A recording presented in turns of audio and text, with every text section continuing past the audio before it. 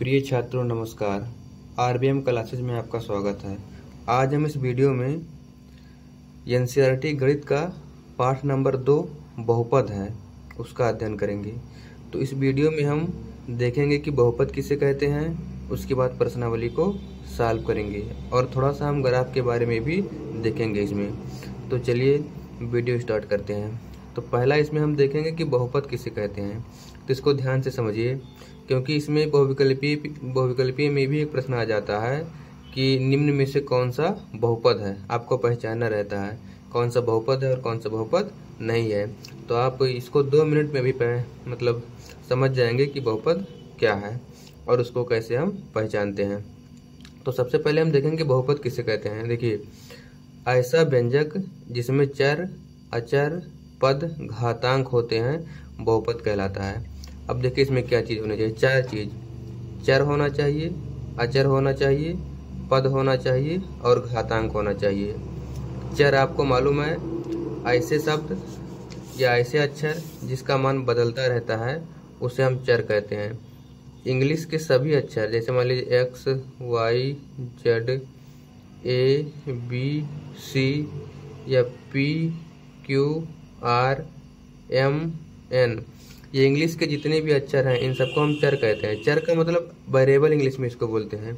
मतलब ऐसा अक्षर जिसका मान बदल बदल कर आए उसी को चर कहते हैं। चर मतलब चलने वाला, बदलने वाला। जो चलेगा वो अपना स्थान बदलेगा तो उसका मान बदल बदल करके आएगा, इसलिए इसको चर कहते हैं। अब देखिए इसका अर्थ समझ लिए थोड़ा सा। जैसे मान लीजिए कि एक सवाल है x + 2 = 0। तो इसमें x का मान अगर निकालेंगे तो प्लस उधर जाएगा तो माइनस आ जाएगा। x का मान कितना आ गया? -2 आ गया। तो देखिए इस यहाँ पर x का मान -2 आया, लेकिन अगर सवाल ऐसे होता x - 3 = 0 तो x बराबर कितना आ गया? माइनस इधर जाएगा तो प्लस हो जाएगा। अब इसमें देखिए इसी में x का मान -2 है और इसमें x का मान 3 है। यही 2 सवाल लगाए तो अलग अलग मान आ गया। ऐसे हम जितनी बार सवाल लगाएंगे उसमें x का मान अलग अलग आएगा, तो इसलिए इसको क्या कहते हैं? चर कहते हैं। और अचर ऐसी संख्या होती है जिसका मान कभी नहीं बदलता है। गिनती के जितने भी अचर होते हैं, जैसे 1 हो गया, 2 हो गया, 3 हो गया, 4 हो गया, ये सभी गिनती के जितने भी अचर हैं इन्हें हम अचर कहते हैं, क्योंकि इसका मान कभी भी बदलता नहीं है। तो अब आप समझ गए होंगे चर और अचर। अब पद देखिए, पद किसे कहते हैं। ऐसे देखिए, प्लस और माइनस इन 2 चिन्हों से जिन 2 अक्षरों के बीच में ये 2 चिन्ह रहेंगे वहीं से पद अलग होता है। जैसे देखिए ये मान लीजिए 2x लिखा है, इसमें कोई प्लस या माइनस है? नहीं है, तो इसमें एक पद है।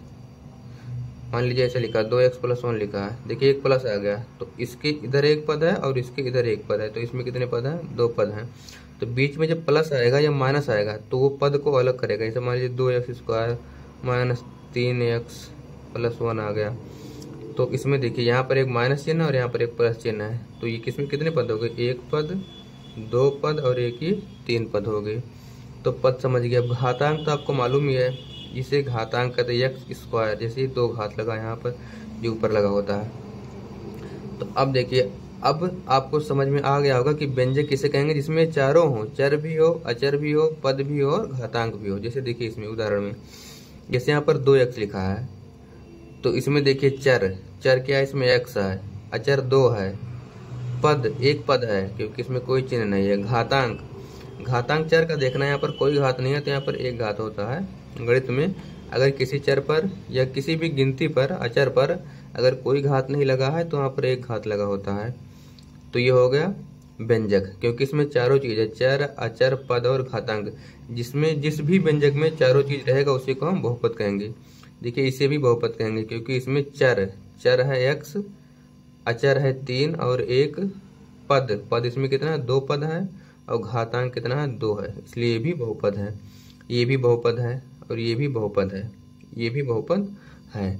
अब देखिए इसमें इम्पोर्टेंट चीज़ देखिए, कभी प्रश्न में जो पूछेगा कि बहुपद निम्न में से कौन बहुपद नहीं है, तो इसको देखिए अभी आप 1 मिनट में इसको पहचान जाएंगे कि बहुपद कैसे पहचानते हैं हम। देखिए नोट करके यहाँ लिखा हूँ, यदि चर संख्या रूट में हो, ध्यान रखना, चर संख्या, यदि चर संख्या रूट में हो या हर में हो, हर माने भिन्न में, बटा में, लेकिन कौन? चर संख्या ध्यान देना है, अचर नहीं, चर संख्या। तो यदि चर संख्या रूट में हो, हर में हो, तो वह व्यंजक बहुपद नहीं होगा। जैसे देखिए इसमें उदाहरण में रूट x लिखा है, अब इसमें चर संख्या किसमें आ गया, रूट में, ये रूट है, यहाँ लिखा ना रूट में और हर में, तो अगर रूट में आ गया चर संख्या तो ये बहुपद नहीं होगा। इसमें देखिए 3, यहाँ 3 तो अचर है, चर देखना है हमें, चर रूट में है तो ये भी बहुपद नहीं है। कोई भी, यहाँ तो एक चर और है तो ये तो रूट में नहीं है, लेकिन अगर एक भी चर रूट में हुआ तो बहुपद नहीं होगा। इसको देखिए, इसको बताइए आप बहुपद है कि नहीं है। तो ये बहुपद है। हमने आपको क्या बताया, हमने आपको चर संख्या देखना है, चर रूट और बटा में नहीं होना चाहिए। चर तो ऊपर है, चर बटा में नहीं है, नीचे 2 है, x का बटा 2 है। चर तो अंश में है, यहाँ पर क्या लिखा है, हर में, चर हर में नहीं होना चाहिए, और +1 इसलिए बहुपद है। इसीलिए मैं इसको जानबूझकर इसमें डाला था, जिससे आप समझ जाएं, स्पष्ट हो जाए आपको कि चर और बहुपद कैसे पहचानते हैं।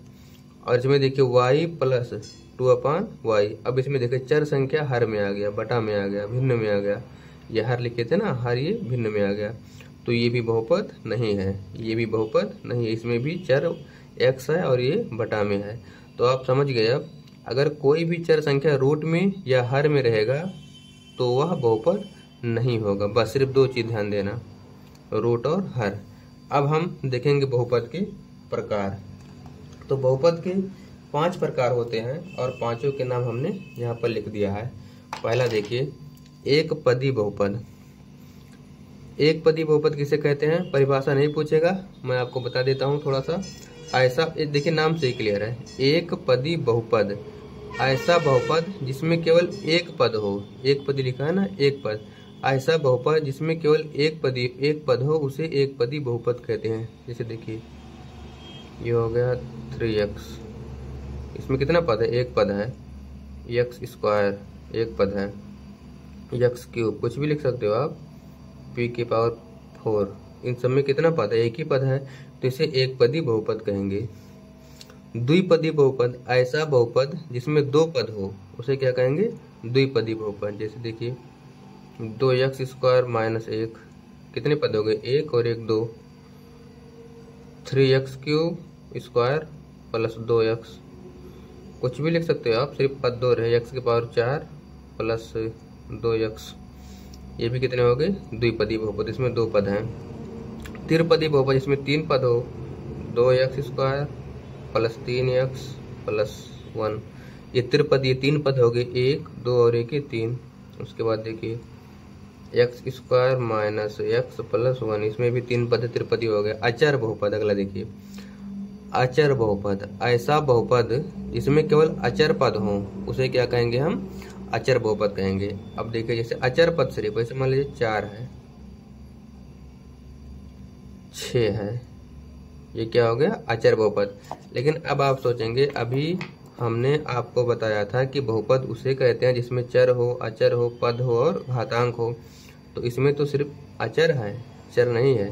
तो इसको समझिए, इसमें चारों चीज, जैसे देखो हमने 4 लिखा था, तो 4 को आप लिख सकते हो 4 × x⁴0, इसका मान कितना आएगा, 1 आएगा। किसी भी संख्या के पावर अगर 0 है, किसी भी संख्या के पावर अगर 0 है तो उसका मान 1 होता है।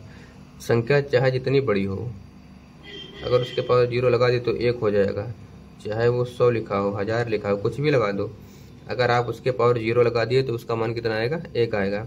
तो उससे ये 4 है, यहाँ पर 1 है, इसका मान 1 आएगा, तो 4 का नाम 4 हो जाएगा।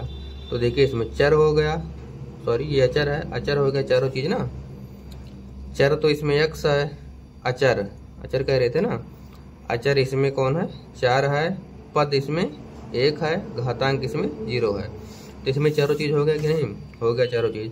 तो ये अचर बहुपद है जिसमें सिर्फ अचर रहे। शून्य बहुपद जिसमें कोई पद ना रहे, जैसे शून्य लिखा हो, इसको आप लिख सकते हो 0 × x⁴0, ये कौन सा पद हो गया, शून्य बहुपद, इसे क्योंकि इसमें कोई भी पद नहीं है। यहाँ पर आप 2 घात का भी बना सकते हो, 0 × x² और ये 0 × x + 0 लिख सकते हो, ऐसे लिख सकते हो, ये शून्य बहुपद है। मतलब ऐसा बहुपद जिसमें शून्य पद हो उसे शून्य बहुपद कहेंगे। तो समझ गए अब आप बहुपद समझ गए, आप बहुपद के प्रकार समझ गए, और ये समझ गए कि कैसे पता करेंगे कि कौन बहुपद है और कौन बहुपद नहीं है। तो अब हम देखेंगे कि ग्राफ के बारे में थोड़ा सा अध्ययन करेंगे, उसके बाद हम प्रश्नावली स्टार्ट करेंगे। अब हम प्रश्नावली 2.1 देखेंगे। प्रश्न क्रमांक 1 में लिखा है किसी बहुपद के px के लिए y बराबर px, ये एक बहुपद है का ग्राफ नीचे आकृति 2.10 में दिया गया है। 2.10 का मतलब होता है कि ये दूसरे पार्ट का 10वां चित्र है और इससे पहले 9 चित्र होंगे इस पार्ट में। प्रत्येक स्थिति में px के शून्यकों की संख्या ज्ञात कीजिए। देखिए शून्यकों की संख्या पूछा है। पहले हम इसमें देखेंगे शून्य किसे कहते हैं, उसके बाद हम देखेंगे बहुपद का ग्राफ से क्या संबंध होता है। सबसे पहले आप शून्यक देखिए। देखिए जो शून्यक होता है इसी को हम मूल भी कहते हैं और इसी को हम हल भी कहते हैं। किसी समीकरण का समीकरण रहेगा तो उसमें हल कहेंगे, बहुपद रहेगा तो उसमें शून्यक कहेंगे। तो देखिए अब इसको शून्य के तीनों एक ही चीज है। कोई भी समीकरण या कोई भी बहुपद ले लेते हैं, जैसे मान लीजिए कि आप ले लेते हैं x स्क्वायर x प्लस 4 लिख लिए, x प्लस 4 बराबर 0, ये एक घात का समीकरण है। x प्लस 4 बराबर 0। तो अब देखिए इसमें इस x का शून्य किसमें क्या है, x का मान निकालेंगे, इधर प्लस उधर जाएगा तो माइनस हो जाएगा, तो x बराबर -4। x बराबर कितना आ गया -4। देखिए ये एक घात का समीकरण था इसलिए इसके एक शून्य प्राप्त हुए। कोई भी बहुपद या कोई भी समीकरण जितने भी घात का रहेगा उसके उतने शून्यक होंगे। अगर देखिए समीकरण और बहुपद, समीकरण में जिसमें बराबर शून्य दिया रहेगा उसे समीकरण कहते हैं, जिसमें बराबर शून्य नहीं दिया रहेगा उसे हम बहुपद कहेंगे। सिर्फ अगर ऐसे लिखा होता है x प्लस 4 तो इसको हम क्या कहते हैं कि ये बहुपद है, और शून्यक प्राप्त करने के लिए इसको बराबर शून्य करेंगे तभी शून्यक निकलेगा। तो जितने घात का कोई समीकरण रहेगा उसके उतने शून्यक प्राप्त होंगे, यानी उसमें उसके जो चर संख्या होगा उसके उतने मान प्राप्त होंगे। इसमें चर 1 है और 1 पर कितना घात लगा था 1, इसलिए इसके x का कितना मान प्राप्त हुआ, सिर्फ 1 मान प्राप्त हुआ, और वो कितना आया -4। तो यही जो x का मान प्राप्त होता है इसी को हम शून्य कहते हैं, इसी को हम मूल कहते हैं, इसी को हम हल भी कहते हैं। इसको शून्य इसलिए भी कहा जाता है क्योंकि अगर इसको इसमें रखोगे x की जगह पर तो इसका मान शून्य प्राप्त हो जाएगा। जैसे देखिए x की जगह पर अगर हम यहाँ पर -4 रख दें तो -4 और ये +4 कट करके कितना आएगा, शून्य आएगा, इसलिए इसको हम शून्यक भी कहते हैं। अगर ये 2 घात का समीकरण होता तो इसके 2 शून्यक प्राप्त होते। जैसे देखिए इसको x square plus 5x plus 6 बराबर 0, ये 2 घात का समीकरण तो इसमें 2 शून्यक प्राप्त होंगे। इसको सॉल्व करना आपको आता होगा। देखिए इसका मध्य पद तोड़ते हैं, इसको ऐसे 2 भागों में तोड़ना है कि गुणा करने पर 6 आए और जोड़ने पर 5 आए। तो 3 और 2 होता है तो x स्क्वायर यहाँ पर 3 प्लस 2x प्लस 6। ये कैसे करते हैं इस वीडियो में नहीं बताएंगे, इसको पहले ही आप जानते होंगे। अगर नहीं जानते हैं तो जब इसका प्रश्नावली आएगा उसी में आपको बताएंगे। ये 3 और 2 5 हो जाएगा, 3 दूनी 6 हो जाएगा, तो x स्क्वायर प्लस 3 का x से 3x गुणा कर रहे हैं, 2 का x से 2x और ये प्लस 6 बराबर 0। अब यहाँ से कॉमन करेंगे और यहाँ से कॉमन करेंगे, इन दोनों में x है, x कॉमन कर लिए, x प्लस 3 बचा और प्लस यहाँ पर 2 है और x कॉमन कर लिए। 2 का पहाड़ा कितनी बार पढ़ोगे, 6 आ जाए, 3 बार, 2 3 6। अब ये जो कॉमन है इसको एक मतलब फिर से कॉमन कर लेते हैं, तो इन दोनों में से कॉमन कर लेते हैं। यहाँ x बचा और यहाँ प्लस 2 बचा बराबर 0। अब एक बार इसको 0 के बराबर करेंगे और एक बार इसको 0 के बराबर करेंगे, तो x प्लस 3 बराबर 0, ये प्लस उतर गया तो माइनस आ गया। ऐसे ही x प्लस 2 बराबर 0, ये प्लस तो उतर गया माइनस आ गया। तो कितने मान प्राप्त हो गए, 2 मान, एक तो आ गया -3 और एक आ गया -2। तो x के 2 मान प्राप्त हुए क्योंकि इसके क्योंकि इस पर 2 घात लगा था। ऐसे किसी भी समीकरण में जितना घात लगा रहेगा उसके उतने शून्यक या मूल या हल प्राप्त होंगे। अब हम इसमें से x का जो मान प्राप्त हुआ अगर हम इसमें रख दोगे तो इसका मान शून्य आ जाएगा। जैसे देखिए -3 रख रहा हूँ, ये रख देता हूँ, छोटा पड़ेगा, -2 रख रहा हूँ तो ये हो जाएगा x की जगह पर -2 का स्क्वायर प्लस 5 गुणे -2 हो जाएगा प्लस ये 6 है। अब -2 का स्क्वायर माइनस का माइनस प्लस हो जाएगा, 2 का स्क्वायर 4 हो जाएगा और ये प्लस माइनस माइनस हो जाएगा, 5 का 2 से 5 दूनी 10 हो जाएगा, प्लस 6। अब 6 और ये 4, ये भी प्लस में ये भी प्लस में जुड़ जाएगा, 6 4 10 और ये माइनस 10, 10 में से 10 गया शून्य। तो समझ गए, जो शून्य होगा जब उसको समीकरण में रखोगे तो आंसर कितना आएगा, शून्य आ जाएगा, इसलिए इसको शून्य भी कहते हैं। तो अब आप शून्य समझ गए होंगे। अब आपको बताता हूँ ग्राफ क्या होता है। देखिए, कोई भी समीकरण आप ले लोगे गणित में, कोई भी समीकरण ले लोगे आप तो उसका ग्राफ बनता है, कोई ना कोई ग्राफ जरूर बनेगा। जैसे देखिए, पहले x + 4 लिखे थे ना हम, तो देखिए इसको x + 4 का ग्राफ कैसे बनेगा।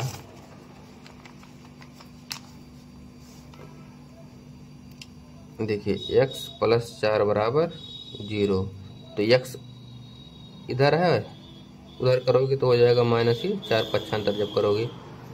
तो अब इसको हम ग्राफ बनाएंगे, x अक्ष और y अक्ष। तो x का मान कितना है, -4। ये x का धन दिशा है, -1, -2, -3, -4। ये -1, -2, -3, -4। y पर +1, +2, +3, +4, -1, -2, -3, -4। तो x पर -4 जाना है, तो x का -1, -2, -3 और ये -4। तो यहीं से एक लाइन खींचेंगे हम, यही ग्राफ होगा इसका। कितना है इस ग्राफ का, x बराबर -4। तो अगर आप उसमें अगर एक घात लगा है और एक चर है तो वो या तो x अक्ष के समांतर होगा, अगर x का मान दिया है तो y अक्ष के समांतर आएगा। अगर यहाँ पर y होता तो x अक्ष के समांतर होता, मतलब या तो लाइन यहाँ से आता या तो लाइन यहाँ से आता। तो एक घात वाला समीकरण होगा, ऐसे समीकरण, ये इसका ग्राफ हो गया। लेकिन अगर इस पर दो घात लगा होता, सॉरी दो घात, जैसे मान लीजिए y² = 4a,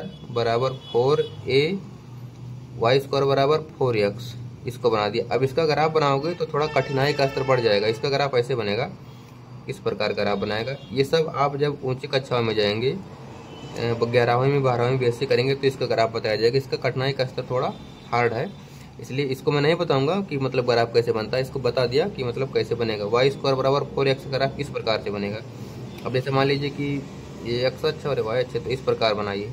यहाँ पर अगर आप ऐसे आप किसी भी समीकरण लेंगे, जैसे 3 घात वाला है, x³ + 2x + 1, इसका भी ग्राफ बनेगा, लेकिन कठिनाई का स्तर इसका बढ़ जाएगा।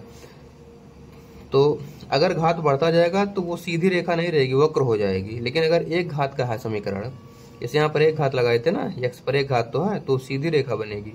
अगर एक घात का समीकरण है तो सीधी रेखा बनेगी। और इसमें जितने चर रहेंगे, जितने समीकरण रहेंगे उसके उतने ग्राफ बनेंगे। जैसे देखिए, आपको मैं दो चर वाला एक समीकरण ले लेता हूँ, x + y बराबर लिख लेता हूँ, यहाँ पर हम 1 लिख लेता हूँ, x + y बराबर 1 लिख लेता हूँ। अब ये एक समीकरण होगा, इसका भी आप ग्राफ बना सकते हो। इसके लिए आपको x का मान निकालना पड़ेगा अलग अलग, इसको अगली प्रश्नावली में बताऊंगा ग्राफ कैसे बनता है। थोड़ा सा आपको यहाँ पर बता देता हूँ। देखिए, यहाँ पर x लिखेंगे और यहाँ पर y लिखेंगे। अब यहाँ से हम x का मान रखेंगे और y का मान प्राप्त करेंगे। जैसे देखिए, हमेशा याद रखना, सबसे पहले x का मान 0 रखना, एक बार x का मान 0 रखना और एक बार y का मान 0 रखना। सबसे पहले इससे आसान हो जाएगा। कोई भी मान रख सकते हो आप, x की जगह पर 1 2 3 4, y की जगह पर भी आप कोई भी मान रख सकते हो। समीकरण का ग्राफ हमेशा वही बनेगा। लेकिन अगर आप x की जगह पर 0 रखोगे तो थोड़ा सा वो आसान हो जाएगा। तो सबसे पहले आप जब भी ग्राफ बनाना तो एक बार x की जगह पर 0 रखना और एक बार y की जगह पर 0 रखना। सबसे पहले हम x की जगह पर यहाँ 0 रख देते हैं, तो 0 हो गया, तो ये 0 खत्म हो गया, तो y बचा। y बराबर कितना आ गया, 1 आ गया, ये हो गया। अब 0 के बाद आप कुछ भी रख सकते हो, चलो 1 रख देते हैं, 2 3 4 कुछ भी रख सकते हो। जब मैं यहाँ 1 रखूँगा, तो हो जाएगा 1 + y + 1, सॉरी बराबर 1 आ गया। अब y निकालना है तो 1 को उधर ले जाना पड़ेगा, तो y बराबर 1, उधर गया, इधर प्लस है उधर गया तो ये माइनस हो जाएगा। तो y बराबर 1 में से 1 गया, 0 हो गया, तो y कितना आ गया, 0 आ गया। तो जब x 1 रखे तो y कितना आ गया, 0 आ गया। अब इसका हम ग्राफ बना रहे हैं। इधर देखिए, x पर 0 है और y पर 1 है। यहाँ पर एक ही बिंदु दर्शा रहा हूँ। इसमें देख लेना, जो सबसे बड़ी गिनती आएगी उतना बिंदु यहाँ दर्शाना। इसमें 4 आए थे इसलिए 4 बार दर्शाए थे, 1 2 3 4। इसमें सबसे बड़ी गिनती 1 है इसलिए हम 1 बार दर्शा रहे हैं। x पर 0 चलना है, ये x है, x का ये धन दिशा है, ये ऋण दिशा, x पर 0 मतलब चलना ही नहीं है, ना तो उधर जाना है ना तो इधर जाना है। धन होता तो इधर आते, ऋण होता तो उधर जाते। y पर कितना जाना है, धन दिशा में 1, तो ये 1 है। तो ये बिंदु का क्या नाम है, 0,1 है। और दूसरा कितना है, 1,0, तो x पर 1 जाना है धन दिशा में, तो x का 1 ये है, और y पर 0 जाना है, मतलब y पर चलना ही नहीं है, तो यहीं रह जाएंगे हम। तो हो जाएगा 1,0।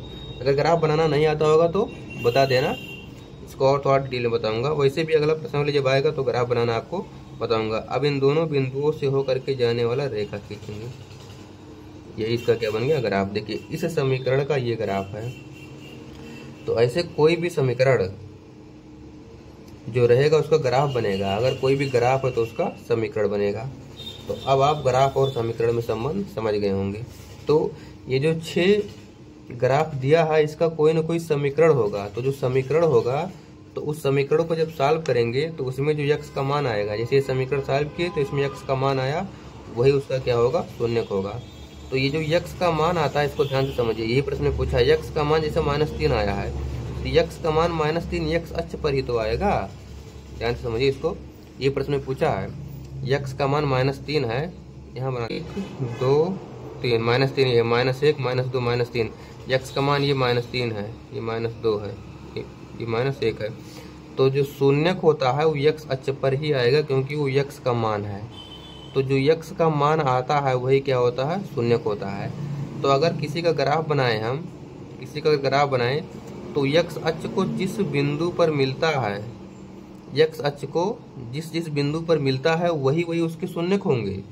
मतलब जैसे मान लेते हैं कि ये ऐसे कोई ग्राफ बना दिए, इस प्रकार से ग्राफ बना दिए, तो x अक्ष को कहाँ काट रहा है, यहाँ पर काट रहा है। इसे 1 है, ये 2 है, तो जब ये 2 है तो ये मान लेते हैं 2 है, और ये 3 है, तो x अक्ष को किस बिंदु पर काटा है, 2 पर काटा है, यानी कि x बराबर यहाँ कितना है, 2 है। तो x बराबर 2 का मतलब क्या है, जो जिस समीकरण ये ग्राफ है, अगर हम उसकी जगह पर x की जगह पर 2 रख देंगे उस समीकरण में, तो उसका आंसर कितना हो जाएगा, 0 हो जाएगा।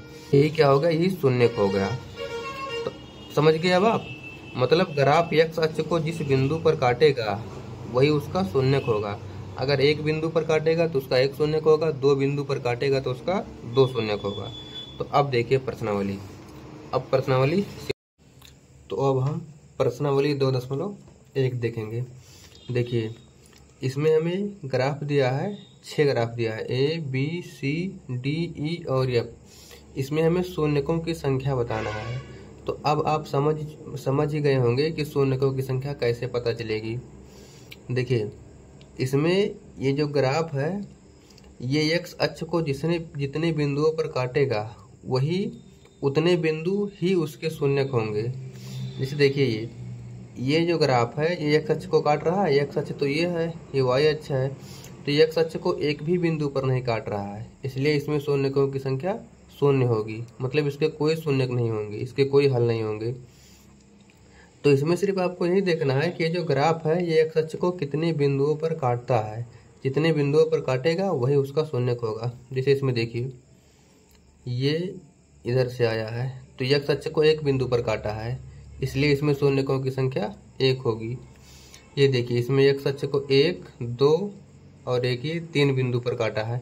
y अक्ष नहीं देखना है, सिर्फ x अक्ष देखा है। x अक्ष को 1 2 और एक ही 3 बिंदु पर काटा है, इसलिए इसमें शून्यकों की संख्या 3 होगी। इसमें देखिए इसमें 2 बिंदु पर काटा है तो शून्यकों की संख्या 2 होगी। इसमें देखिए 1 2 3 और एक 4, इसमें 4 बिंदु पर काटा है तो शून्यकों की संख्या 4 होगी। इसमें देखिए 1 2 और एक 3 बिंदु पर काटा है, तो इसमें लिखना कैसे है इसको देखिए यहाँ पर मैं पहले से लिख रखा हूँ, इसको समझिए। देखिए पहले में लिखना है कि इसमें शून्यकों की संख्या 0 है। क्यों? क्योंकि यह ग्राफ x अक्ष को किसी भी बिंदु पर प्रतिच्छेद नहीं करता है। देखिए यह ग्राफ x अक्ष को किसी बिंदु पर नहीं प्रतिच्छेद किया था, किसी बिंदु पर नहीं काटा था, इसलिए इसमें शून्यकों की संख्या कितनी हो गई, 0 हो गई। ऐसे इसमें क्या लिखोगे, इसमें शून्यकों की संख्या 1 है, यहाँ 1 लिख देना। इसमें शून्यकों की संख्या 1 है, यहाँ पर लिखा है 1 है, क्योंकि यह ग्राफ x अक्ष को कितने बिंदु पर काटती है, 1 बिंदु पर, यहाँ 1 बिंदु पर काटती है। तो ऐसे लिख देना है, इसमें शून्यकों की संख्या 1 है क्योंकि यह ग्राफ x अक्ष को 1 बिंदु पर काटती है। ऐसे इसमें क्या लिखना है, इसमें लिखना है इसमें शून्यकों की संख्या 3 है क्योंकि यह ग्राफ x अक्ष को 3 बिंदु पर काटती है। इसमें लिख देना इसमें शून्यकों की संख्या 2 है क्योंकि यह ग्राफ x अक्ष को 2 बिंदु पर काटती है। इसमें लिखना इसमें शून्यकों की संख्या 4 है क्योंकि यह ग्राफ x अक्ष को 4 बिंदु पर काटती है। इसमें क्या लिखोगे, इसमें लिखोगे 1 2 3। इसमें शून्यकों की संख्या 3 है क्योंकि यह ग्राफ x अक्ष को 3 बिंदु पर काटती है। तो इस प्रकार से यह प्रश्नावली समाप्त हो गया। यदि वीडियो अच्छा लगा हो तो चैनल को सब्सक्राइब कर लीजिए। इसे जो भी वीडियो मैं बनाऊंगा उसका नोटिफिकेशन आपके पास पहुंचेगा और आप आसानी से उसका अध्ययन कर सकेंगे। वीडियो देखने के लिए बहुत बहुत धन्यवाद।